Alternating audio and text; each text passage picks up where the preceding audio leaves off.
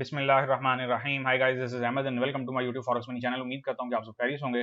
So guys, अभी की video में हम एनालाइज करने जा रहे हैं यूरो यूएसडी 1 आवर चार्ट को। यूरो यूएसडी बेसिकली पिछले कुछ दिनों से हुआ हुआ है साइडवे, और अब यूरो यूएसडी क्या मूवमेंट देने जा रहे हैं हम इस चीज़ को भी देखेंगे। इससे पहले मैं आप लोगों को एक चीज़ बार बार कहता हूँ और अभी भी कह रहा हूँ कि अकाउंट मैनेजर्स, जो फेक अकाउंट मैनेजर्स हैं या जो आपके अकाउंट मैनेजमेंट के लिए लेते हैं, उसकी सबसे बड़ी रीज़न ये है कि मेरे पास जो है वो डेली बेसिस पे ऐसे केसेस आ रहे हैं कि सर हमने अकाउंट मैनेजर को अपना अकाउंट दिया और उसने एकदम जो है वो पोजीशंस ओपन कर दी और लॉस हो गया और हमें पता ही नहीं चला कि हमारे साथ क्या हुआ। और इस बात के जो बाकायदा रिजल्ट्स हैं ना, वो मेरी वीडियोस पे भी आते हैं। मैं इधर से वीडियो डालता हूँ, इधर से फटाफट जब वो डिसलाइक्स आते हैं, तो बेसिकली ये उनका बेसिकली धंधा डिस्टर्ब हो रहा है शायद इन वीडियोस की वजह से। लेकिन चूंकि आप लोगों की मैं एक बेहतर रहनुमाई कर रहा होता हूँ, तो आप लोगों को एडवाइस यही करूंगा कि जितना हो सके कोशिश करें कि खुद ट्रेड कर लें, वो बेटर है। आप देखें किसी मैनेजर के पास जाते हैं या आपने अकाउंट मैनेज करवाना है, तो एटलीस्ट उसकी प्रोग्रेस देख लें। जैसे लेट सपोज मेरी प्रोग्रेस आपके सामने है, हमारे एसएल बीट होते हैं, टीपी बीट होते हैं, एक हमारी जो एवरेज रेशियो है वो 80 टू 90% निकलती है। हमारे मोस्टली सिग्नल जो है बड़ी मज़ेदार वे में जाते हैं। तो बात करने का मकसद ये होता है कि आप लोग भी जो है वो इन चीज़ों पर नज़र रखनी शुरू करें, और इसी वे में जो है ना अपना अकाउंट अगर आप लोगों ने किसी से मैनेज करवाना हो तो वो इस वे में दें, ना कि इस वे में कि अगले ने कोई भी स्क्रीनशॉट या कोई इन्वेस्टर पासवर्ड दिया और आपने फटाफट जो है वो उसको अकाउंट दे दिया।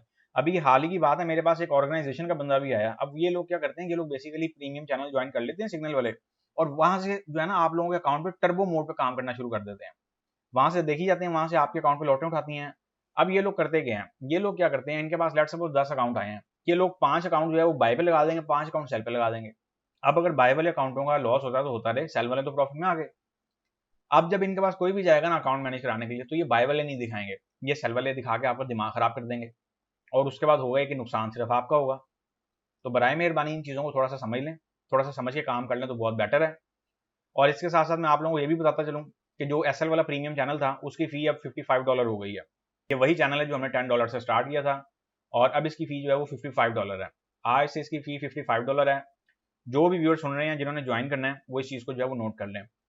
अच्छा जी, अब हम चलते हैं यूरो यूएसडी के स्ट्रक्चर की तरफ। यूरो यूएसडी का जो स्ट्रक्चर है वो क्या हमें देखने को मिलता है। यूरो यूएसडी बेसिकली एक रेंज जो है ना, रेंज इस टाइम अपनी रेंज खोलने की भरपूर कोशिश कर रहा है, और किसी हद तक वो उसमें कामयाब भी हो रहा है। अगर मैं आपसे ज़्यादा दूर की बात नहीं करता, मैं सिर्फ बात करता हूँ इतने हिस्से की। इस हिस्से पे यूरो यूएसडी अपनी ग्राउंड सेट कर रहा है। अगर इसकी ग्राउंड यूं ही सेट रही तो फिर मैं एक्सपेक्ट कर रहा हूँ कि अगले 1 से 2 महीने में यूरो यूएसडी 1.0200 के लेवल को बआसानी टच करने में कामयाब हो जाएगा, अगर इसकी ये बेस मेंटेन रही। और बाद में ये वटेवर नीचे आ जाए इससे, लेकिन मैं समझता हूँ कि अभी के लिए जो सिनेरियो बनाया जा रहा है वो सिनेरियो कुछ ऐसा है कि इसको 1.0200 के लेवल पे लेके जाना है। जैसा कि 1.0100 के लेवल पे तो ऑलरेडी ये लोग ले ही गए हैं। अब इन्होंने क्या करना है, अब ये 1.0200 के लेवल की जो है ना वो उसकी तैयारी की जा रही है।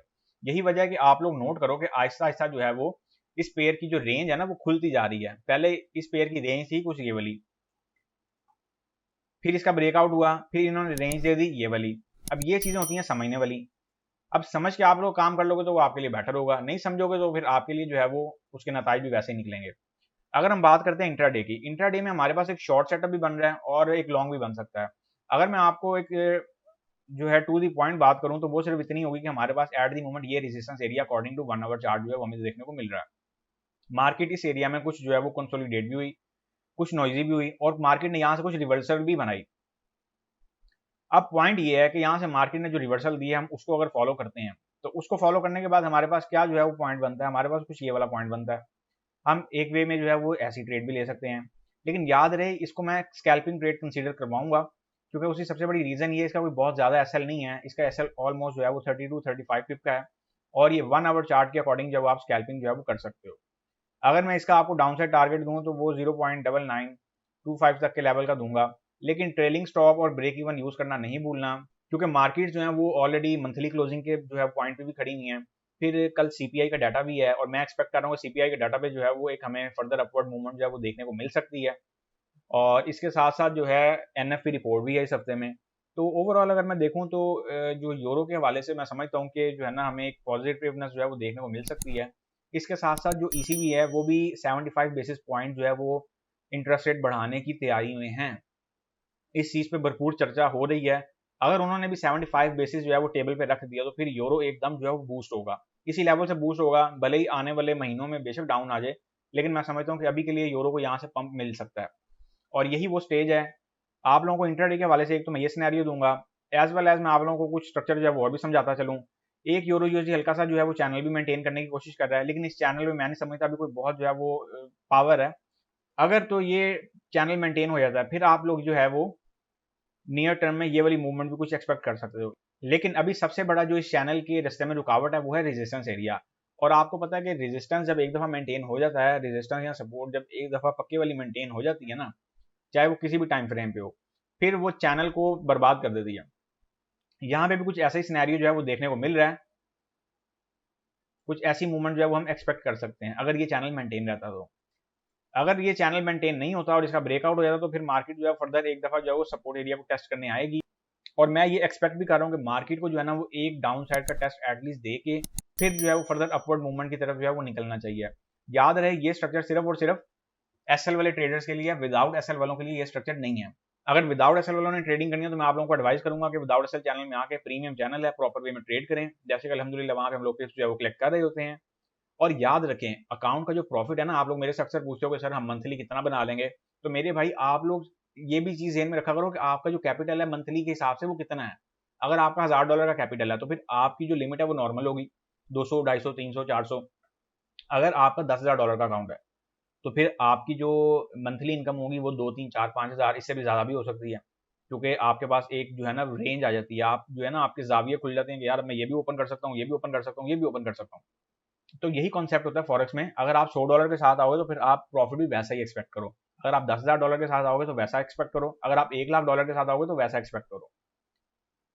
मैं यहाँ पे स्ट्रक्चर की डिटेल्स एंटर करने जा रहा हूँ, इनको नोट कर लें। हम यहाँ पे यूरो यूएसडी को सेल करने की सोच रहे हैं और सेल हम इसको करने की सोचेंगे 0.99998 के एरिया से। TP1 की अगर मैं बात करता हूँ तो TP1 हम इसका रखेंगे 0.9975 का लेवल। TP2 की अगर मैं बात करता हूँ TP2 हम रखेंगे 0.9950 का लेवल।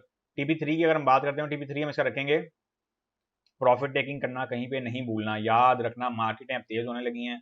कल से आज तक मार्केट बहुत स्लो थी, इंतहाई स्लो थी, इतनी स्लो थी कि मार्केट ने उसके बावजूद भी जो थोड़ी बहुत मूवमेंट दी है वो बस नॉर्मल ही है। अभी कल का वाकया आपको मैं बता दूं, कल मार्केट ओपन हुई तो एक ब्रोकर की और असलियत मेरे सामने आ गई।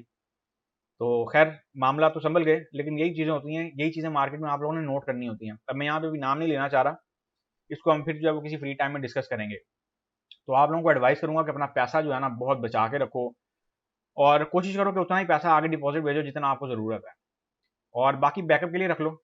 और जैसे ही आपका बैकअप की जो नीड है वो कंप्लीट हो जाए तो फंड जो है वो निकाल लो। ये मैं आपको बहुत आसान अल्फाज में बात बता रहा हूँ। अच्छा जी, ये मैंने इसकी डिटेल्स एंटर कर दी, इनको नोट कर लें। और अगर लेट सपोज मार्केट ये वाला रेजिस्टेंस एरिया ब्रेक करती है, फिर हमारे पास सेकंड बैकअप जो ऑप्शन है वो क्या है। अब यहाँ पे कुछ जो ट्रेडर्स नजर आता है हमारे, वो ये सोच रहे होंगे कि सर आपने तो 2 सिनेरियो दे दिए, 2 तो हर कोई देता है। भाई आप पहले वाला सिनेरियो फॉलो कर लो, अगर वो रूल आउट हो तो फिर आप दूसरे वाला कर लो। मैं आपको ये थोड़ी कह रहा हूँ कि एट अ टाइम आप दोनों में एंटर हो जाया करो। आप लोग ना ट्रेडिंग के कॉन्सेप्ट को समझना शुरू करो। अच्छा जी, अगर लेट सपोज मार्केट यहाँ से अपसाइड की कोई मूवमेंट पकड़ती है, फिर क्या है, फिर ये वाला रेजिस्टेंस एरिया सपोर्ट में डेवलप होगा और देन मार्केट जो है 1.0100 के लेवल को जो है वो भरपूर तरीके से अप्रोच करेगी और हो सकता है कि मार्केट 1.0150 के लेवल तक भी जो है वो शॉर्टर टर्म बेस पे निकल जाए। याद रहे ये जो मैं आप लोगों को बातें बता रहा होता हूँ ये खाली वाली बातें नहीं होती। आप लोग इन चीजों पे फोकस किया करो। आप लोग क्या करते हो, आप लोगों को बेसिकली क्विक मनी चाहिए होती है और उस चक्कर में आप लोगों की जो है ना वो वाट लग जाती है।